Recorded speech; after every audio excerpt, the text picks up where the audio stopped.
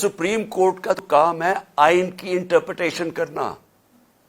Supreme court وہ رکھوالی وہ ادارہ ہے جو آئین کی پروٹیکشن دیتا ہے, جو آئین کی ایکسپلینیشن دیتا ہے, جس کے پاس جب جاتے ہیں اگر ہم نے سمجھنا ہو کہ آئین کی کیا انٹرپریٹیشن ہے تو سپریم کورٹ کے پاس جاتے ہیں.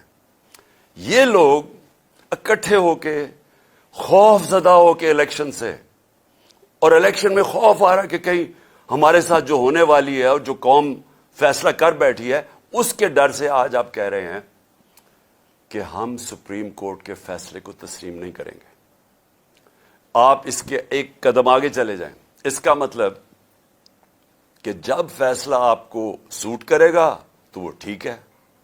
جب یہی ججز صاحبان نے ہمارے خلاف فیصلہ دیا, جب میں نے اپنی اسمبلی ڈیزالو کی اور الیکشنز کروائے, یعنی میرا جرم کیا تھا, میں نے کہا پبلک کو فیصلہ کرنے دو, بجائے آکشن ہو سندھ ہاؤس میں 20-20 کروڑ میں لوگ اپنے ضمیر بیچیں اور اس طرح گورنمنٹ کرائیں, پبلک سے پوچھ لیں پبلک کس کو چاہتی ہے, الیکشنز کروا لیں.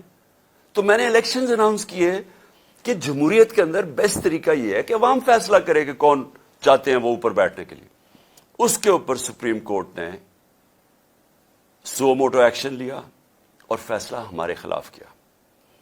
آپ سارا وقت اس وقت اٹھا کے دیکھ لیں, میں نے کبھی سپریم کورٹ کے ججز کی ایک کے خلاف بات نہیں کی.